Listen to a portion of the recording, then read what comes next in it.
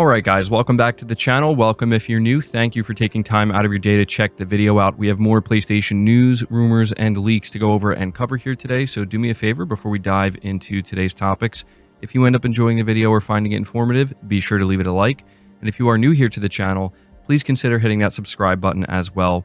We're starting here with a really interesting report that talks about Insomniac gearing up to show more Wolverine and how it maybe could come in the form of a new PlayStation show, but that aspect of this rumor is a little bit murky. This is being reported by Insider Gaming, and it says we could be getting a new look at Marvel's Wolverine from Insomniac before the end of the year, according to a claim from a known insider, Kirikasis. Sony and Insomniac are gearing up to show fans more from Wolverine soon. From my little digging, it looks like Sony is gearing up to show off some new stuff from Marvel's Wolverine. It's hard for me to determine when it will happen, but I'm guessing it will be this year, either at the Game Awards or at some unannounced super secret event. There's been no confirmation from PlayStation or Insomniac that a new look at Wolverine is coming, so despite the source being accurate in the past, please take this information with a grain of salt until something is announced or Insider Gaming has confirmed its legitimacy. Insomniac and PlayStation have been quiet regarding Wolverine in an official capacity for some time. The last news players got about the game came via a massive leak that happened in late 2023 and early 2024. At that time, early looks at gameplay mechanics made their way online.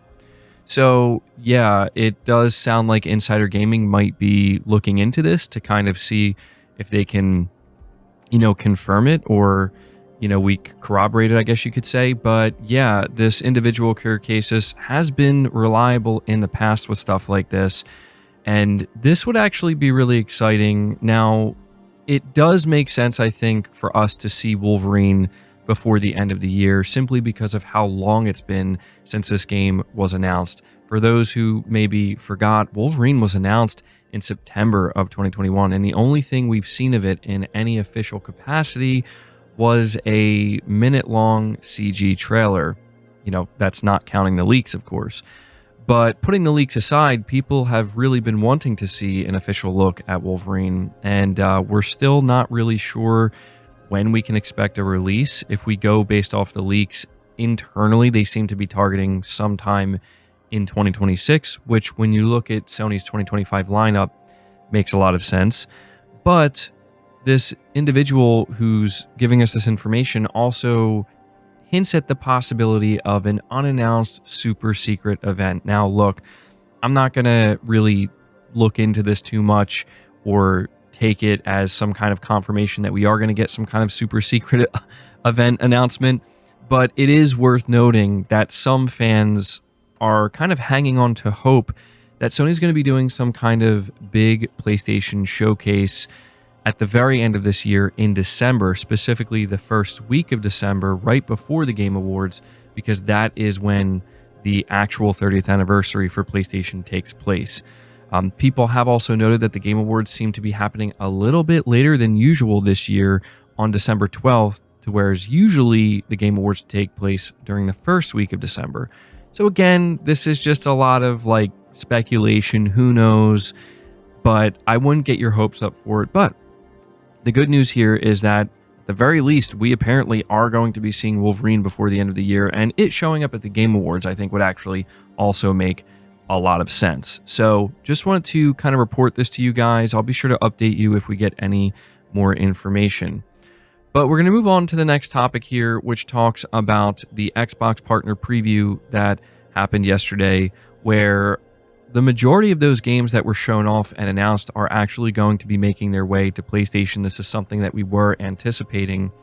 And so the list here is the Alan Wake Lake House DLC, Chronos: The New Dawn, which is the new game from Bloober Team, Blind Fire, Light Them Up, Like a Dragon, Pirate Yakuza, obviously, Mouse, PI for Hire, which I think looks great, Eternal Strands, Wheel World, Phasmophobia, Wu Chang Fallen Feathers, which I think also looked really good, and the FBC Firebreak, which is also from Remedy. So yeah, a lot of the games that were shown, as I said, at this partner preview program for Xbox are going to be making their way to PlayStation as well.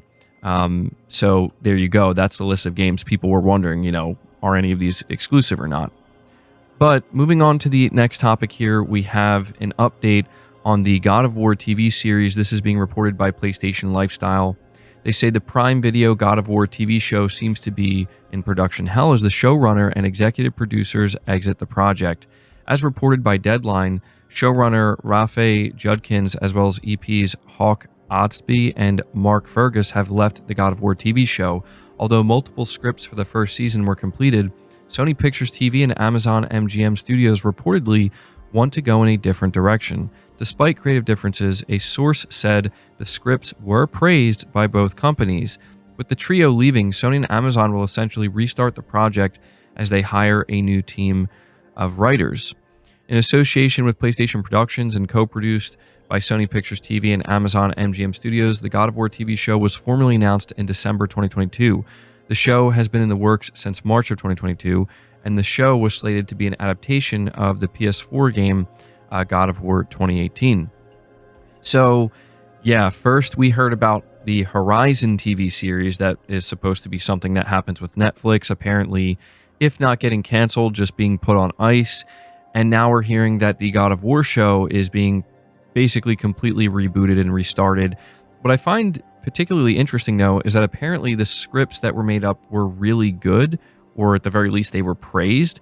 So you have to imagine that, like, if I had to guess here, I think maybe what occurred is the scripts that were made were actually good and it could have been a good show, but maybe it deviated too far from the source material to a point where maybe Sony felt a bit uncomfortable with it for, which I guess would be a good reason, right? Like, I mean, fans are going to be very critical of something like this because if you look at God of War 2018, considering that's what they're planning on adapting here, I mean, it's top tier material here. It's a top tier game. People, especially after seeing like what we saw with The Last of Us Season 1, people have a much higher expectation now. And so, I don't know. My guess is maybe they just went too far away from the original game and maybe Sony just wasn't comfortable with that. I don't know. That's really all I can think of. But either way, it's going to be quite some time till we see this God of War TV show. So wanted to let you guys know about that. But we're going to move on to the final topic here. Again, being reported by PlayStation Lifestyle, it says former PlayStation boss Shawn Layden has said that the disappearance of lower budget AA games in favor of AAA games is a death sentence. Speaking at Gamescom Asia, Layden opined that relying on triple-digit millions costing AAA games is stifling creativity as companies take less risks. As reported by GamesIndustry.biz, Layden once again sounded the alarm about the industry's obsession with blockbusters, arguing that relying on big-budget games is why we're getting so many sequels and copycats. The finance guys who draw the line say, well, if Fortnite made this much money in this amount of time, my Fortnite knockoff can make this in that amount of time, Layden said. We're seeing a collapse of creativity in games today with studio consolidation and the high cost of production. Layden then went on to say that monetization should not be the first thing publishers think of when making a game. If you're going to pitch me your AA game, and in the first 2 pages of your deck is your monetization and revenue subscription scheme, I'm out, Layden continued. Your first page has to be, this game needs to be made, and here's why. Looking at the state of the games industry right now, Layden isn't wrong. However, in recent years, we've seen some companies experiment with smaller scale games to fill in the gaps between their schedules. So I wanted to talk to you guys about this because, yeah, I think it's safe to say that Layden's assessment here is correct. However, I don't think it necessarily means that we need to see the AAA blockbusters go away. I think really what he's getting at here is we just need to see a better balance struck. When we look at PlayStation, of course, they're going to continue with the big AAA blockbuster games. I mean, frankly, this is their bread and butter. For as risky as they may be in terms of just how much money goes into them and how it, ironically, maybe leads to less risk-taking, this is what people want. And the proof is in the sales and how well some of these games do. So those don't need to go away necessarily. But again, I think there does need to be a better balance achieved here where in between these games and maybe with some of Sony Studios, they need to kind of get more comfortable with making these smaller scale AA games that just take about 3 years to produce. From what I can tell, it seems like what Sony would like to do, although I don't think they're going to be able to achieve this with all of their studios, certainly not, but as many as they possibly can, the bigger studios, I mean, is have one team, one core team working on the big AAA project that's going to take 5 or 6 years, and have another second team kind of working on something that's going to take less time, whether it be a spin-off or like an expansion, but something that can be released in the in-between. And I think that that's fine, right? And we also see stuff like Astrobot, and we don't know how well Astrobot did, but stuff like that I think is going to be necessary. And we also have Sony partnering with many studios with these AA games, or these, I don't know, I guess in some cases they are AAA games, but they just aren't necessarily on that same level of like just high-end, almost like quadruple A blockbuster. But yeah, I do mostly agree with Shawn Layden here. I don't know that the answer is to necessarily just go completely in the other direction where it's like we just need nothing but AA games now. I just think it's a matter of we got to find a good in-between where we can have more of both, or a steady cadence of both. But guys, that's going to do it for the video. I hope you enjoyed it. I hope you found it informative. If you did, leave it a like, subscribe if you're new, hit the bell notification icon, and feel free to share this video out on top of all that. But until next time, guys, take care.